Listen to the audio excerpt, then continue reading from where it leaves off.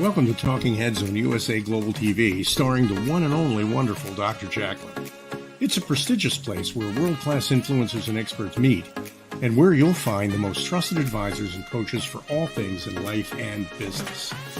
Visit usaglobaltv.com to sign up for our newsletter, get the value you need, and be first in line to learn about events and giveaways and other valuable content. Connect with us. Email Dr. Jacalyn at usaglobaltv.com to talk about how you can become part of USA Global TV. That's USA Global TV, where the doctor is always in. Hello and welcome to USA Global TV and to our friends listening on Business Talk Radio. I am Dr. Jacalyn Kerbeck, and our show today is the United Kingdom news and culture. Joining me is a dear friend and someone who has a lot of expertise when it comes to the United Kingdom. She is a celebrated internationally award-winning author and so much more. Let's bring her on. Diann Floyd Boehm. Good morning. Hi, how are you? Very well. Been a busy morning already. I hear that. Yes, I know. It's amazing. But we're here doing this show, and it's so exciting because you and I both love the United Kingdom, and we have so many friends there, and I'm so appreciative of the following that we have on USA Global TV. And I'm just excited. We've got a wonderful guest returning, and he is a special correspondent about Scotland. He's our Scottish connection on USA Global TV. So before we bring out Simon Macdonald, Diann, I want to just spotlight you as always, and just have you share with our audience a little bit about your background and your connection to the United Kingdom and why it's so important to you. Sure, I'll be happy to. Hello, everyone, and welcome to the show. And we love everyone, and we especially thank our UK followers. We really appreciate you. I am a children's author, though brand new to the young adult historical fiction. Just wrote my young adult fiction, and it made Amazon's hot list in October. So I'm very, very proud of that. So thank you, everyone who's been purchasing it. And just an FYI, my great-grandfather was from Scotland, so I used a lot of Scottish names in that book. I don't know if you knew that, Dr. Jacalyn, or not, but I wanted to pay him, make sure the Scottish were well represented in the story. Anyway, I love writing books. My books, no matter what genre, historical fiction or for children, they're all about kindness, love, bringing joy to the world, and most importantly, to love yourself. And I love the UK. My heritage is from the UK. I'm very big into ancestry. So I actually, on one side of the family, the Terrell side, have it down to, I think it's 861. So how about that? So I'm very proud of it. So yay, UK. And I love learning about the UK today. And I do have many friends there, excuse me, especially in the West End, they're performers. So hello to everyone out there. Thank you, Dr. Jacalyn.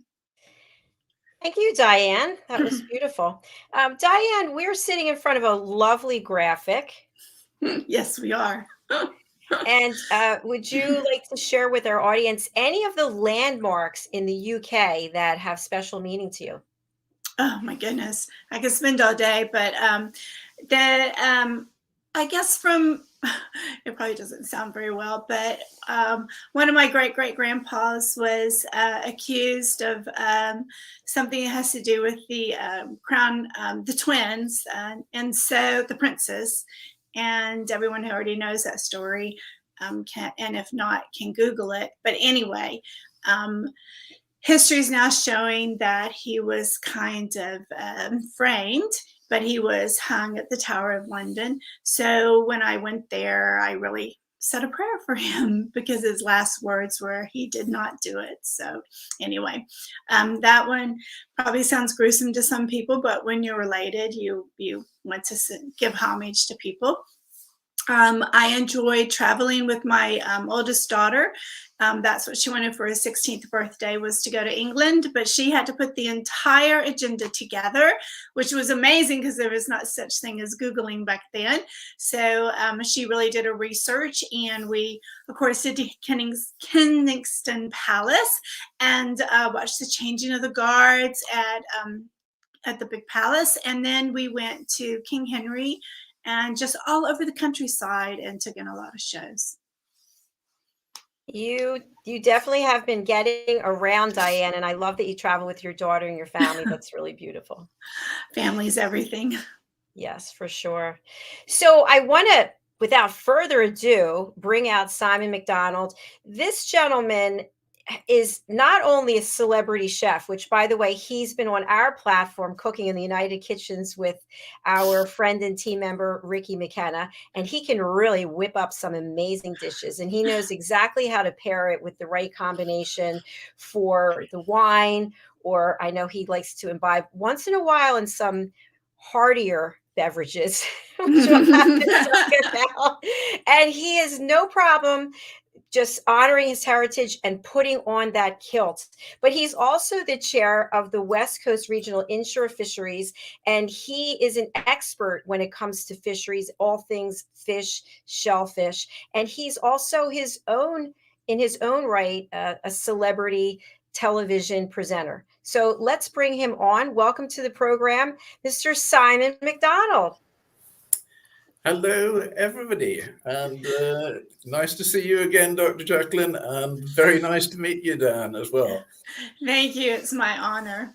Then we'll need to get you some nice Scottish background scenery in future, I think.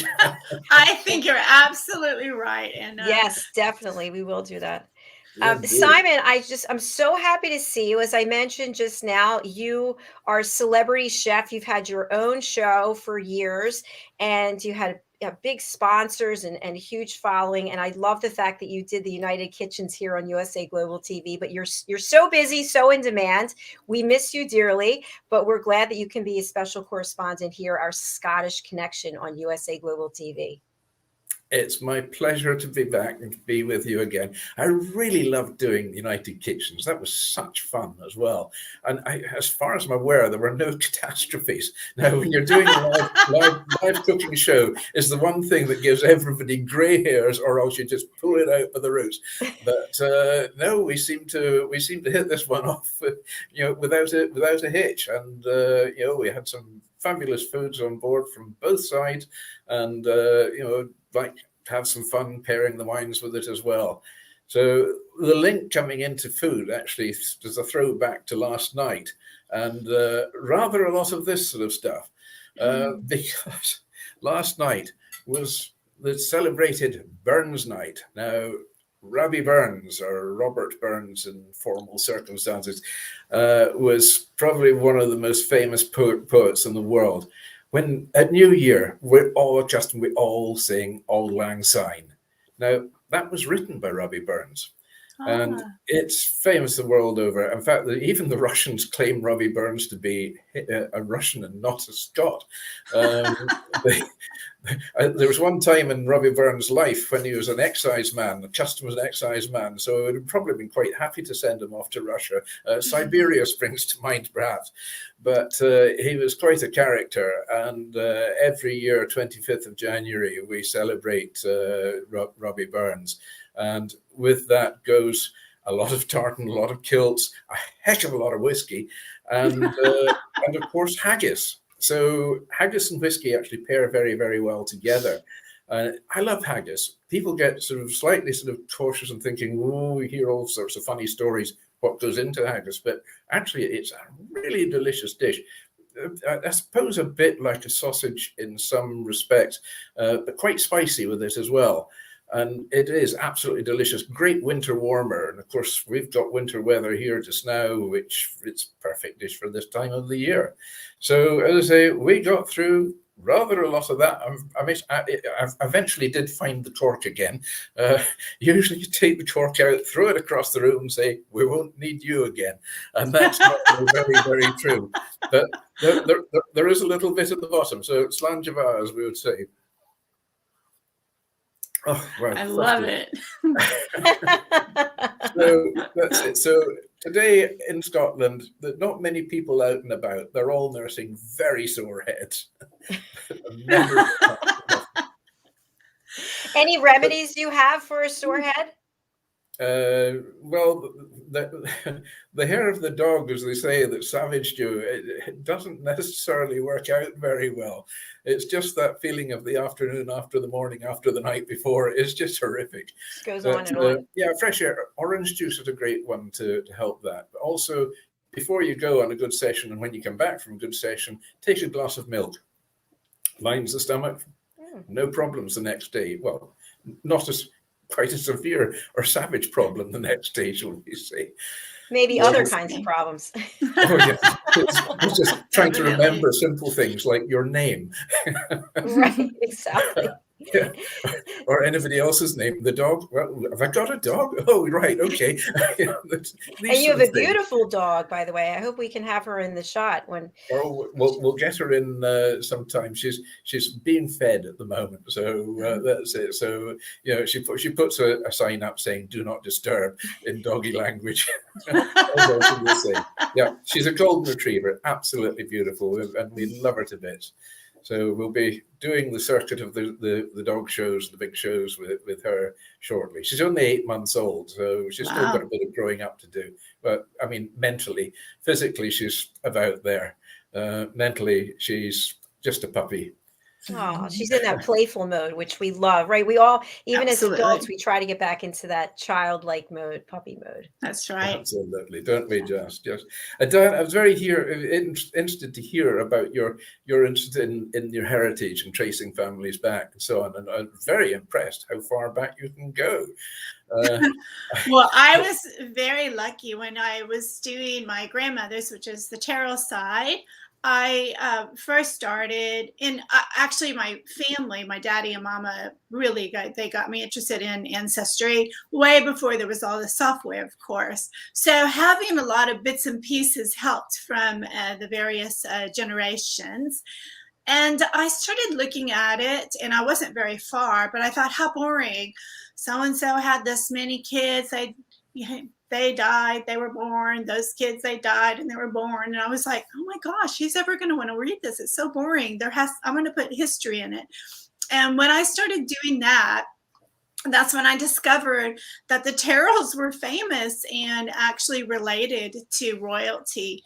And England and I'm sure all of the UK has incredible documents that go way, way back. And since the Terrells were related to royalty and were princes in their own right, there was all this history. And that's how I made all these discoveries. So. Yeah. Amazing. Yeah, absolutely incredible. In my connections, I can certainly go back to mid 1700s anyway.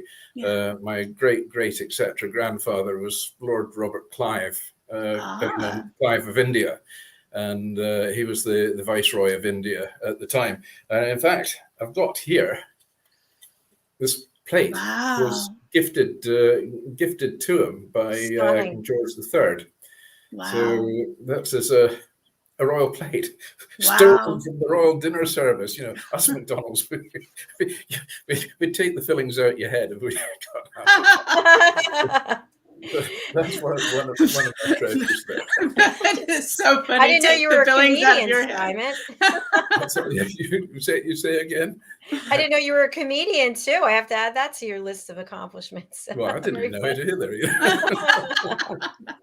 Simon, I want to. You use far less muscles smiling and laughing than you do when you're frowning. So yes. Come on, world, smile.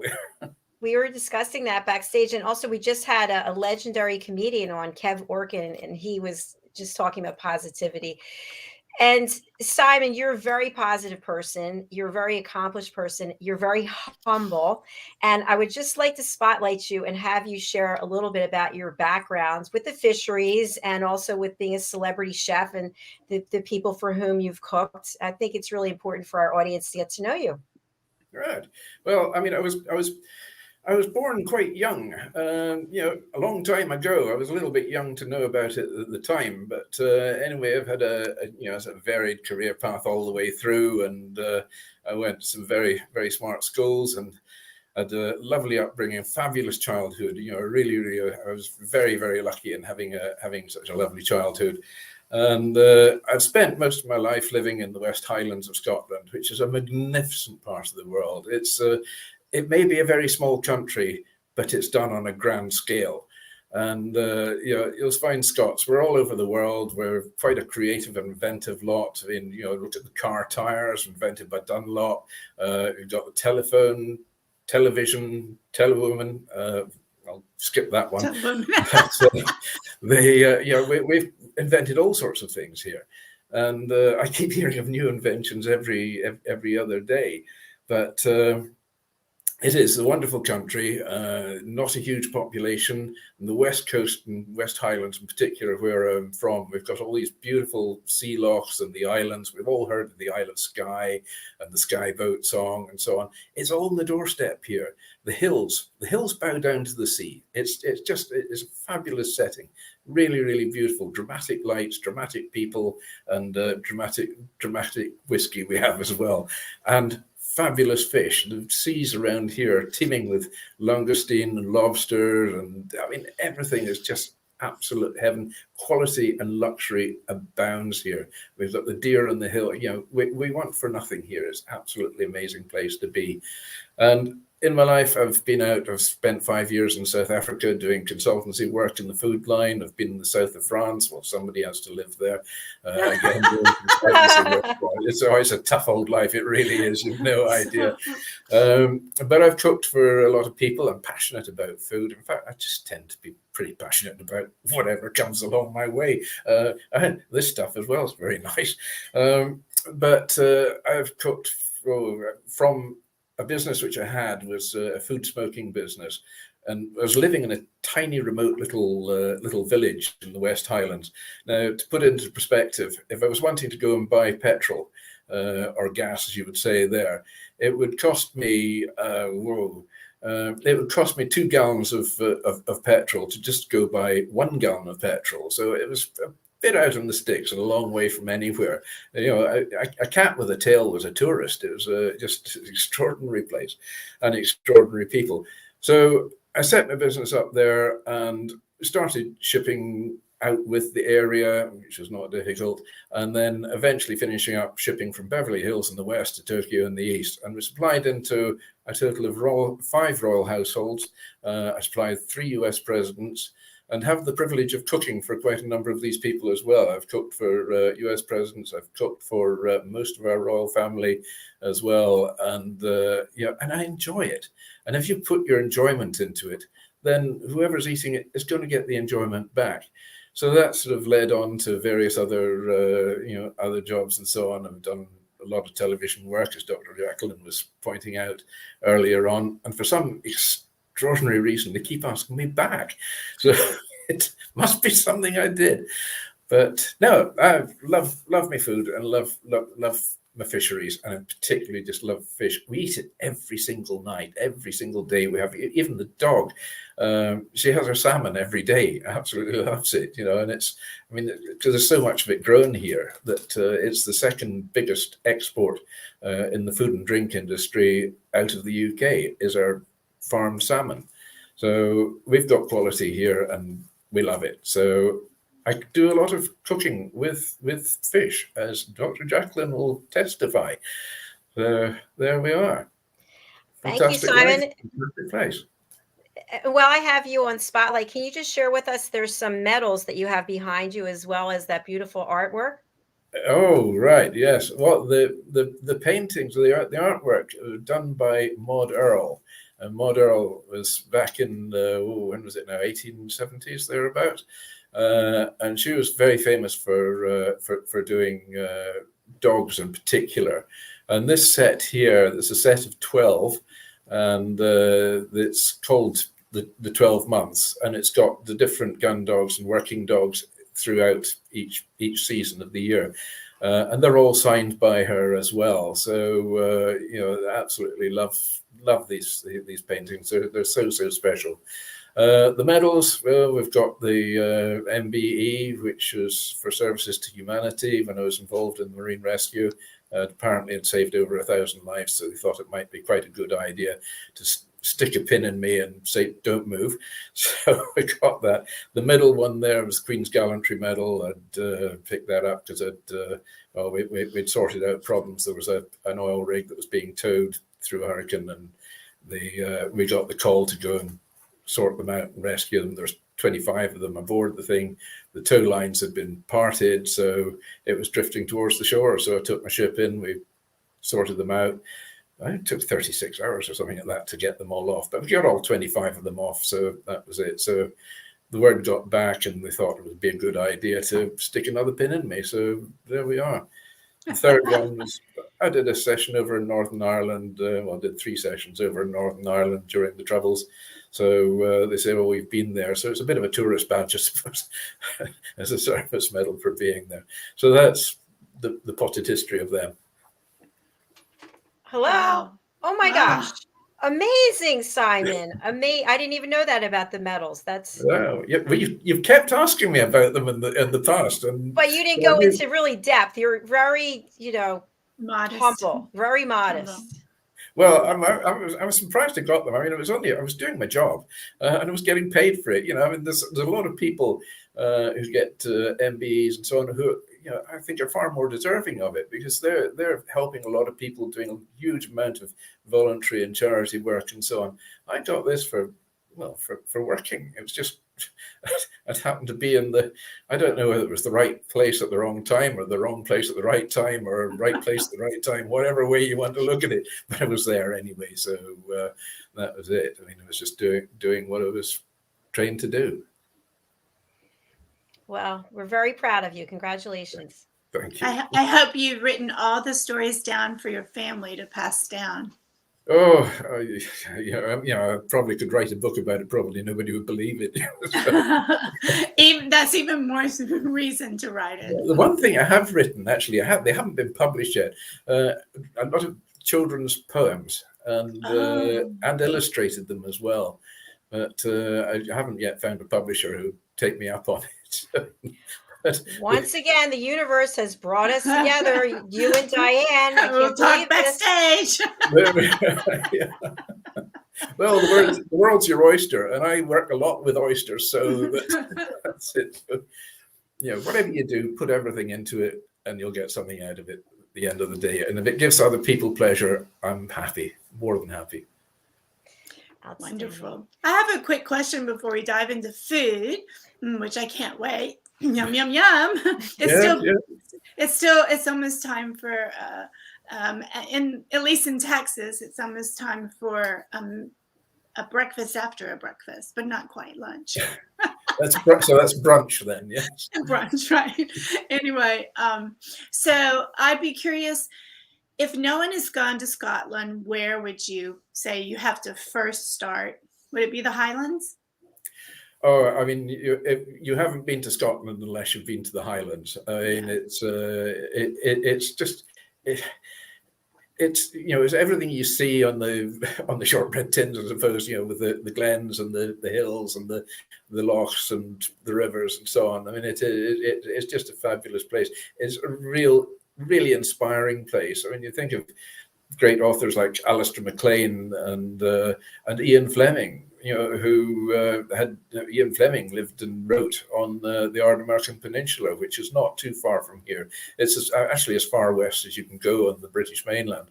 And, lots and lots of authors and painters and, some Landseer and composers, Mendelssohn, with Fingal's Cave. It's just off the Isle of Mull, just again, not far from here. So all these places, they're great inspiration for everybody. And if you want some of the sort of heritage and the history of the place, well, Edinburgh is our capital city, a magnificent city. I regard Edinburgh as being, it's like a big village. Everybody seems to know everybody. And it's if you can find somebody else that speaks the same language, because you can ask about half a dozen people, what time is it? Until you find somebody that speaks English or speaks Gaelic. So it's, we get people from all over the world coming here. It's the seat of our Scottish government as well. And it's just, it's a very beautiful city, and it's got a new part and it's got an old part. The new part, to refer back to again about the turn of the 1800s. I suppose it's got ultra modern parts further out, but it's also a city of trees. And I challenged a taxi driver to this once, and I said, look, Edinburgh, everywhere you go in Edinburgh, you will always see a tree. And the taxi driver really took this to heart, and he took note of my number, and he phoned me back about 3 months later out of the blue, and he said, you'll remember me, the taxi driver in Edinburgh, and you said it's a city of trees. He said, you're absolutely right. He says, I can't find anywhere in Edinburgh that I can't actually see a tree. So there we are. So it's a big village. So you've got to see Edinburgh. But then Edinburgh, go to Stirling, which sort of is, again, a very historic place with huge connections going back to William Wallace and co. And then get into the Highlands. And you haven't lived until you've been in the Highlands. It is everybody's dream. Sounds like Dr. Jacalyn and I need to make a point to go there. Let me know when you come. I'll take you around. I'll take you up on it. We were just talking on the last show with Janetta Barry about putting together a gala in the UK. So that would be a nice segue from there. Absolutely, yes. Yeah, absolutely. Oh, I mean, it's amazing. I mean, there's parts in the Highlands when you talk about rush hour. Well, it's when they're bringing the sheep back or the cattle back. And there's maybe 100 sheep on the road. There's more sheep than people. I love it. So that's rush hour. You're caught behind a flock of sheep or a herd of cattle, and the Highland cattle are just so beautiful as well. I mean, absolutely stunning. And your American Longhorn cattle are a direct descendant of our Highland cattle. Really? Yeah. So I live in Texas where the Longhorns, yay! And so that's good to know. Yeah, they have Scottish blood. It wasn't only the Scots that deported over there. They kicked out some of the livestock as well. We weren't quite sure of what was cattle and what was people. They were pretty rough. That's so cruel. Simon, I have a question for you in reference to the fisheries. Yeah. And your involvement. So for people who are a lay person who's not aware of what a fishery is, they just think, oh, I go to the store and I get some fish. What is that whole process that from the fish swimming in the water to get them from there onto our table? Well, we've got really 2 or 3 different types of fishing here. We've got some pretty rough waters. I mean, it's regarded as the most dangerous job in the world, and I quite believe it. I mean, we've picked up in marine rescue days. We picked up lots of fishermen, mostly up in the Arctic, because that was my main patch. But they go to sea with their boat and their crew. You've got the trawlers which a net that's dragged along the seabed to catch bottom feeding fish, and also the langoustine as well. They trawl specifically for them. Scallop fishing for the big king scallops or clams. They sometimes dredge for them, and again, it's something similar to the idea, the principle of trawling. It's dragging these dredges along that catches the scallops, and then they bring them up over the side of the boat and sort out the catch. The smaller ones get put back, and then the larger marketable ones get taken off to processors and off to market.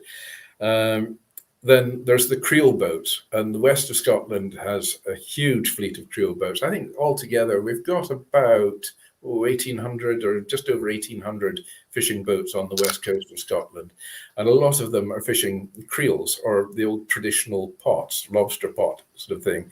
So that's like a sort of a cage with a fine net over it and 2 eyes, and it's got a piece of bait hanging in the middle. It sits on the seabed. And the lobster comes along, gets a sniff of the bait, because the smell of the bait will go through the water. They're very receptive to that. They'll crawl into the pot and they can't get out. And then the next day they're hauled up and then sent off to market. And these things, they go to market live. Now, we ship from here, we ship all over the world, to the States, Canada, China, Korea, big market there, just absolutely everywhere. And Europe as well. We even just done part of Brexit, we still send huge tonnage of these things into Europe as well. It's amazing the number of people that I meet, and say, "Oh, we've been to Spain on holiday. We had a fabulous time. You want to go there? The seafood is fantastic. All these lovely big prawns and langoustine and lobsters and so on. You've never seen anything like it. They all come from here." So it's, like going to France. I mean, I was working with Fisheries in France and so on, and I was looking around all the markets there, and I mean, the amount of Scottish produce I saw was really quite heartening in many ways, and it sort of gave me the yearning to get back home to where they really are. So we've got a very diverse, massive, great fishery. And then, of course, I've mentioned earlier about our salmon. And farmed salmon is now about the most prolifically farmed fish in the world. And the Norwegians are very good at it. They do a lot. Their quality tends to be a bit fattier than the Scottish one. So Scottish salmon tends to have a premium, attract a premium price because it is seriously a premium product. And again, we ship that worldwide, and it is our biggest food export.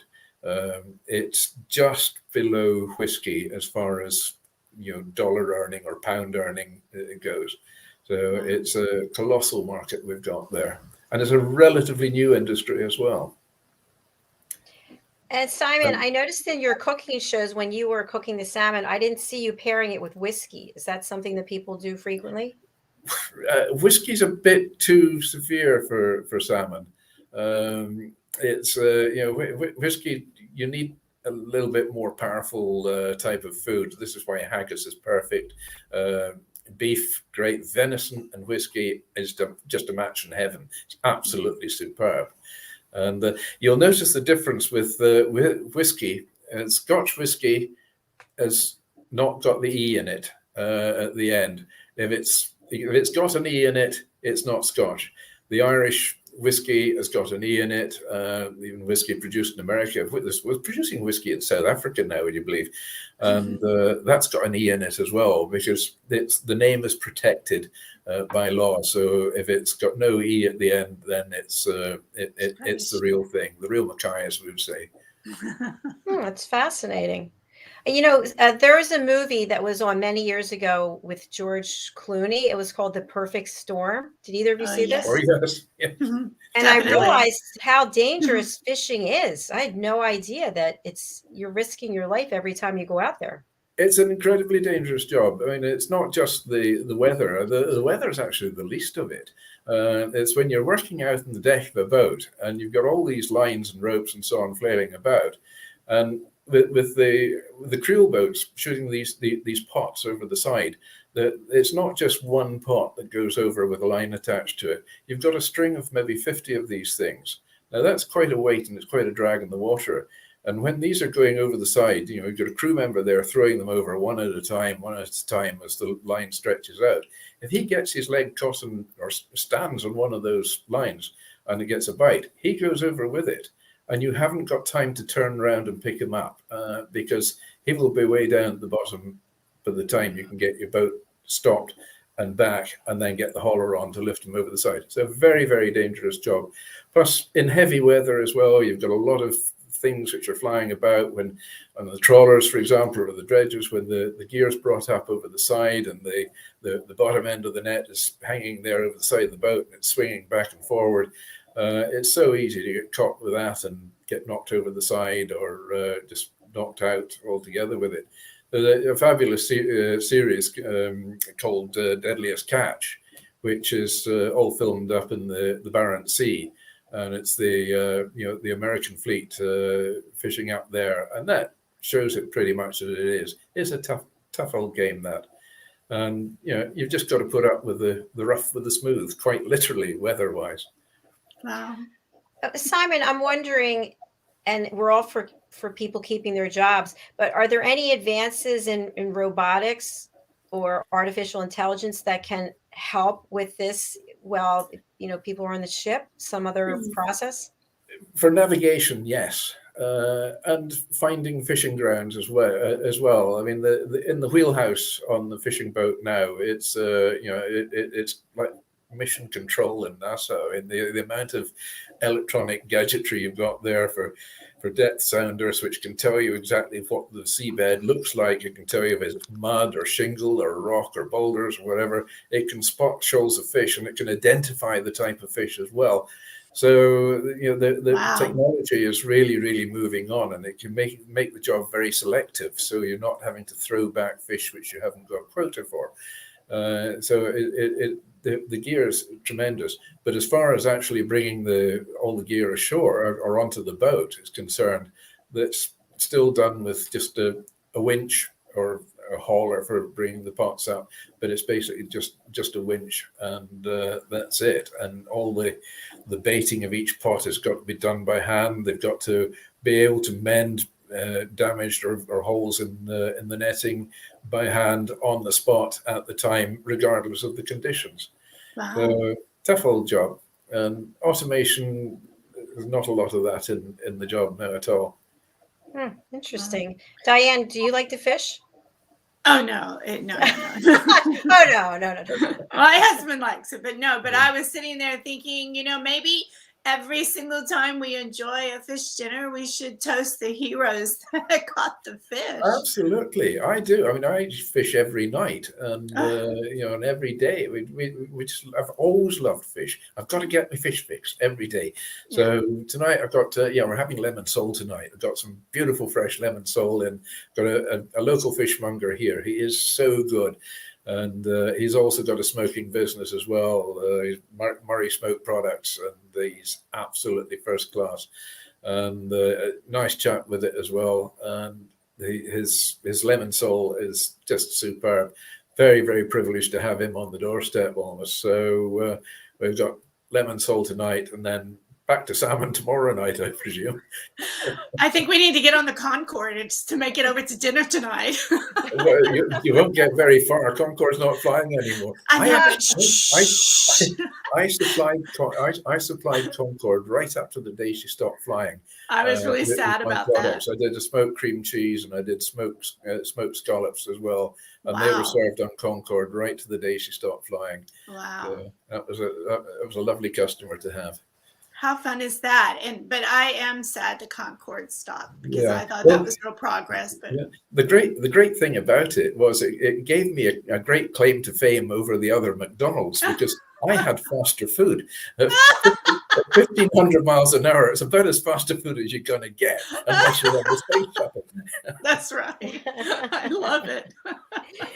Simon, a question I have, you were talking about how a lot of what the fish that you have there, we enjoy over here in the States. And you also mentioned that you have fishmonger nearby, so you could just go there and your fish is literally fresh, like it just came out of the water.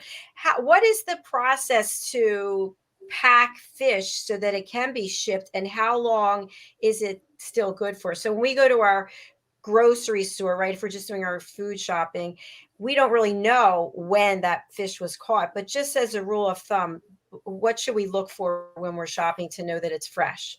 Yeah, well, fish is the most perishable commodity in the world. It goes off very, very quickly and easily.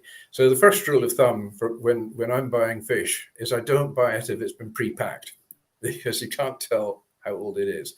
I don't buy it if it's been frozen, because it could have been frozen a year ago. So it might be a year-old fish. Okay, it's still perfectly all right for eating, but the texture tends to go a bit, when it gets frozen. If you're buying fresh fish on the counter, it should look as if it's still alive. If you press it like that, then the flesh should spring back again, and the eyes should look vibrant again. They should look as if they're actually staring at you. And then if you just lift the flap and the gills, those gills should be a good bright red, and that means it's fresh. And also, they shouldn't smell. I mean, fresh fish doesn't actually smell. You might smell the sea on it, but you won't. It doesn't smell fishy as such. So if it smells fishy, then I'd be cautious. Thank you, Wow. Simon. And what is this term fresh frozen? I was like fresh. What does that even mean? Have you seen this? Yeah, I know Gotcha. it's a bit of an oxymoron, isn't it? Well, that's a long Yeah. word for me today. That's yeah, that's doing well. That yeah, fresh frozen. It just means that it's been been brought into the processor's factory. It's been filleted and processed quickly and blast frozen. It's frozen using a nitrogen tunnel, goes through and it takes it down to about -40, -50 degrees, and then it's straight into storage. So that would be fresh frozen, as opposed to fresh fish that has been frozen. The fresh fish that's been frozen might be a day or two old, and then it's frozen. But fresh frozen would indicate that it's been landed, it's been filleted, and it's been put through the tunnel. Through the tunnel. I like that. So you're generally pretty much all right with that. They say it's fresh frozen. Personally, I wouldn't buy it because I can get it fresh. I can get it straight off the boats here, and obviously I know a lot of the skippers, and and occasionally I get a nice little parcel, which is very welcome. Yeah. You're the man to know, that's for sure. And there's nothing like fresh fish. You really can tell the difference if you really eat fish a lot. If you don't, it might be difficult. But I know living in the Philippines and living in Dubai, where we get a lot of fresh fish, and we knew exactly when the boats were coming in. So we knew to go and be there right then. But, Oh, I mean, there's a big fight which I'm starting now with. There's a local supermarket here. Now we're surrounded with salmon farms. I mean, some of the best salmon farms in the world are just on the doorstep, salmon. literally. And here's a local supermarket, and it's selling Norwegian salmon. And I thought, why? it seems crazy, absolutely crazy. But then we live in a crazy world, so that's it. But I don't think they sell very much of it. But, an observation that I made, and I don't know, Diann, if you have this in Texas, or it doesn't sound like you would have it there, Simon, but you would go into the grocery store and they would have this case, and in the case were the real lobsters swimming around, and you would pick out your lobster, and I don't see that anymore. So what happened there? Well, I don't know. I was going to the local grocery store. It wasn't me, as we would say. It wasn't my fault.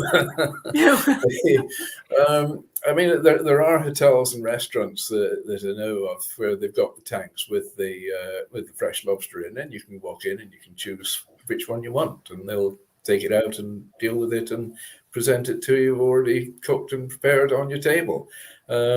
There are fish shops I've seen like that. They're far and few between now. In fact, I can't remember seeing one in a while. Now you bring it to mind. That's got me mind thinking. I will be doing a tour of all the fish shops, and I'll see if I can find one, and I will report that one back. But we've got a lot of lobster around the coast here as well. They like being fairly shallow and rocky ground, very close into the shore. And I used to fish for lobsters. I was so excited every time you bring one up and you see this blue tail, a blacky blue tail, flapping and clacking away, and there's something very special about it. Of course, everybody thinks, oh, lobsters are red. They're not. The European lobster we've got here is a lovely navy blue, but it's got sort of maybe some orange flecking on it, and a little orange bib around the very bottom of the tail. Big claws you try to avoid, and they're incredible looking, almost prehistoric beasts. The Canadian American lobster is slightly more greenish in color, and greenish and orange. So not as blue as ours. That's fascinating. I can't eat lobster because I have a shellfish allergy, but my lobster story, and I think I shared this with you, Simon. I was having some friends over, and at this point, I knew I was allergic to lobster. I couldn't eat it. As time has gone on, I have an airborne allergy, so I can't even be near it or smell it. But at the time, I didn't have that. So friends were coming over, and my ex-husband at the time, he said, why don't we serve lobster? So I went to this seafood place, and I said, I need 3 lobster, and the guy takes them out of the tank and puts them in this brown paper bag, and I said, oh, no, no, no, I don't want those. Those are alive. I want the dead ones. And he said, no, no, no, you need to take them and you can cook them. And I said, I am not taking that bag in my car. There is no way that bag is coming in my car. So he put them in the trunk and he assured me that they wouldn't be able to get through into the car because that's what I kept thinking. So when I got home, I called my friend who was coming over and I said, what am I supposed to do with these things? And she said, well, you take a big pot of water and you start to boil the water and then you take the lobster out and you put it. I'm like, no, no, no. No, there's no me putting the hand taking or whatever. So anyway, waited until she came over and she brought this bottle of very special vodka. And I thought it was for us to have ice picks, but it was actually for the lobster. And so as they were dying, she would feed them the vodka. And then they died very happily, making some sighing sounds. So I should think they'd be dancing a Highland fling at the same time as well, and telling dirty jokes. Hey, you have the one about the thing? Oh, yeah. Have you ever heard that, giving lobster vodka? I certainly wouldn't give them a good whiskey, that's for sure. No, I mean, what I would do is I put them into cold water, fresh water, because lobsters are seawater, creatures. They're not freshwater. I put them into cold water and then bring them up to the boil in the cold water, because the cold fresh water, it comatoses them. So that's it. They're out of it. But there's one of the animal rights movements now are pushing hard to have it banned for cooking live lobsters. They've got to be dead. Well, if you buy a dead lobster, the chances are that you'll get a little bit more of a seafood allergy, because that's bad news. They go toxic when they're dead. So. There is a way to kill them with a knife through, and that just near the eyes, between the eyes, it's a natural groove, and you just whack with the point of the knife through, and that's it, done. But not everybody likes doing that, and it ruins the knife as well. I think it's the vodka must be for the chefs before they have to proceed with these killings. Yeah. Oh my gosh! Well, I'm always learning something. Yeah, and it's the same with crab as well. Again, into fresh cold water and bring the boil, comatoses, and that's it. If you try putting them into boiling water, they immediately try to climb out again. Before you get them in, and they get very aggressive. And, oh my gosh! They really do. So yeah. When I was on one of the trips that I sold in my corporate job, I was in Panama. And we were staying at this resort where the event was taking place. It was a very small beach. And if you wanted to run, you could only run outside, like up here and then turn around and come back, up here and turn around and come back. So I went out for a run. It was fairly early. The sun was just coming up. And there was this giant creature. And it was right in the path where, like, you couldn't run. You have to go by it. And it was a crab, I figured out. And it was running sideways. And it had like 2 stalks or sticks with these eyeballs. And every time it would move, the eyeballs would, whoa. So I'm running this way and it's running sideways, like across my path. And I was like, you know what? I don't need to run today. I'm just going to go back. And it obviously found the vodka. It was big, by the way. I mean, it was seriously, I'm not exaggerating. I want to say, like, from the ground, it was 2 feet off the ground. Is that possible? Yeah, followed by you 3 feet off the ground, I think. Yeah, exactly. So they're my shellfish stories. Obviously, I'm not good with shellfish, but this has been a lot of fun. I am still just laughing, thinking about this. Every second of it today. It's like a reunion. It's just so nice being back. We really missed you, Simon. Yeah.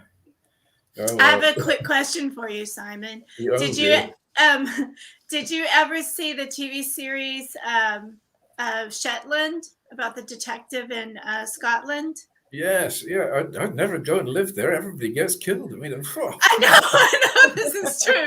But there's another one we've got here called Midsummer Murders, and it's Midsummer Murders, and it's about a tiny little village in England. And I mean, God knows how many people get killed there. Nobody would want to go live there. The property prices must be rock bottom now.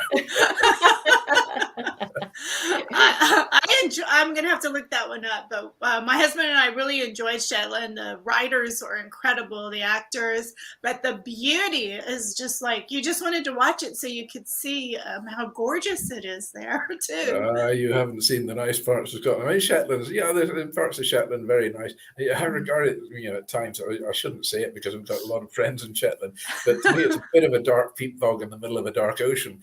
But it's don't show that on TV. No, some great characters there, though, and it is. I mean, all the islands are beautiful. Thanks. And the thing about Shetland, it's actually closer to Norway than it is to Scotland. It's it's a long way off the north coast of Scotland. But for me, west is best, and if you want West to see is the best. real beauty of it, it is just definitely the west. The West Highlands are just so fabulous, and particularly the islands, the Isle of Skye, lovely, the Isle of Mull, just a magical, magical place. Not many sandy beaches here, but the ones we've got are absolutely breathtaking. Wow. And out in the Outer Isles, the Isle of Harris, there was the famous finding of the chessmen. There was these chessmen were found on the beach on the Isle of Barra, I think it was, and they were 1,500 years old, and nobody knows anything behind them. But they're in one of the big museums now. But these beaches are, as I say, few and far between, but they are breathtaking. And the wildlife here as well, whales, dolphins, porpoises, and a whole variety of different types of whales as well. And then we've got otters running around the beach. You go out there, if you see two people, it's a crowd. It's amazing. It's lovely. Well, we're hoping that we can get some live footage from there when you're out and about. Yeah, That would be great. Yeah, well, I mean, I'm actually going to Boston soon as well, in the middle of March. Yeah, so you have to put up with me there. Oh, complete with the kilt. Oh, I wouldn't do it any other way. They've got the big Boston Seafood Expo in the middle of March, so I will be over there, and hopefully we'll do some broadcasting from there for you as well. Oh, wonderful. Fantastic. We look forward to that, Simon. And for people who are wanting to get in touch with you, how should they do that? We have your information on the banner, but who would you like to contact you, and how should they do that? Right. People would like to contact me, anybody except for the IRS. No, anybody can contact me. My email address is macdonaldsimon@ymail.com, as it is there we are, on the bottom of the screen. And there's a Twitter account there as well, which is @SmokedSimon. I'm on LinkedIn as well. So there we go. Send a carrier pigeon, and they're very tasty. And we can see pictures of you and the puppy on Facebook. Yes, you can indeed. Yes. Well, it's Simon Macdonald, of course, is the name. So yes, that'll be there.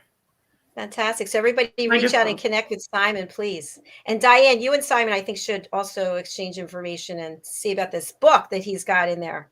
Yes. Yeah, that sounds great. I know we connected via Facebook the other day. So Yes, yeah.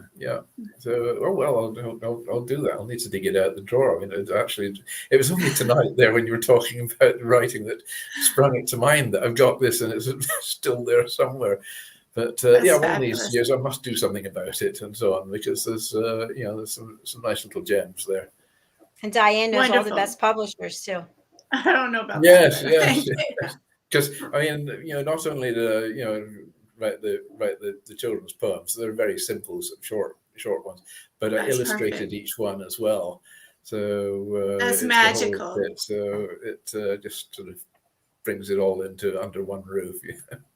Absolutely. Yeah, I think that's fabulous. Diann knows that for my next book, I want to write a children's book about how to listen. And you two would be great mentors for me on that. If you can get children to listen, you're doing pretty well. Well, they have to learn from an early age, because then they become adults and they're not listening. Yeah, getting children to listen or getting my dog to listen, I mean, one and the same is not an easy task. Actually, I wish you'd write one for the world leaders. Yeah, hey, how about that? Oh, aren't they just? I mean, my golly, you talk about juvenile delinquents, you know. we've got the prize one here. Well, you're not alone. No, you're not alone. And on that note. All right, on that note, we are closing out for today. Yes. I need some whiskey. Before we're pulled off the air. Yes. Exactly. All right, Simon, thank you again for being here. We'll look forward to seeing you next week. Lovely. I look forward to it. Yeah. All right. Right. Bye, Simon. Bye-bye. Okay. Bye, everybody. We'll see you then. Bye. Isn't this fun, Diann? I can't believe that this is what I get to do all day. I know it's a blessing, and Simon was incredible in Scotland. My mom visited Scotland, and I know my husband and I definitely want to go, but she would come back home and she just couldn't get enough of it. So she was like, I love it, I love it, I love it. I know we sold a lot of incentive trips when I was in my corporate job, and I believe there are a lot of castles there and also golf courses. Yes, both. Yeah, some beautiful. Simon's nodding backstage. Yes, and yes. Beautiful resorts there. So I'm looking forward to getting over there. Hopefully, I thought I was going to be able to go over to the UK in the spring, but I'm not going to be. So I'm looking at the fall. Yeah, need to wait till the earth's a little bit healthier. Yes, definitely. So Diann, thank you so much for being here. I'm going to spotlight you and put up your banner. How would you like people to get in touch with you, and who should contact you? Sure. Thank you again, Simon, for everything. I love your part of our show. And everyone, you can reach me at my name, DiannFloydBoehm.com, DiannFloyd, B as in boy, OEHM.com. Thank you, Dr. Jacalyn. You're welcome. And Diann, we're going to conclude the program with a song of peace. Can you talk a little bit about what this clip is that we'll be looking at? Sure. So the Song of Peace is my new release. It's a children's book, but it's also for adults because it's all about a little boy who wishes there was peace on earth. And I'm actually going to be, I just kicked it off, a movement for people to become like Tommy and do 50 seconds of just saying peace, peace, or singing peace, like peace, peace, peace, however they wish to pray for peace, and put it on Instagram and hashtag Song of Peace. So it's a really beautiful story, and it's something that I know people around the world wish there could be.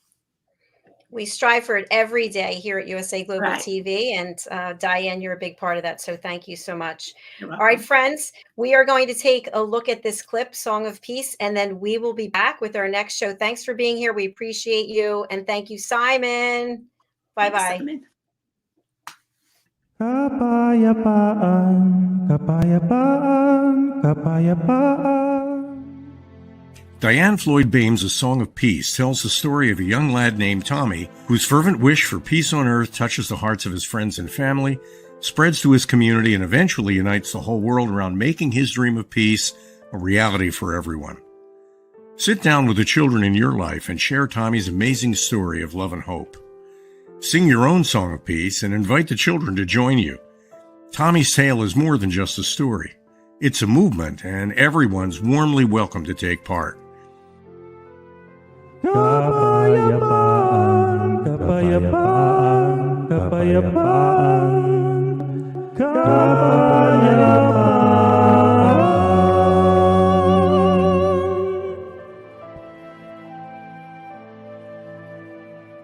You'll find A Song of Peace, along with many other wonderful learning and enriching opportunities for children of all ages, at DiannFloydBoehm.com.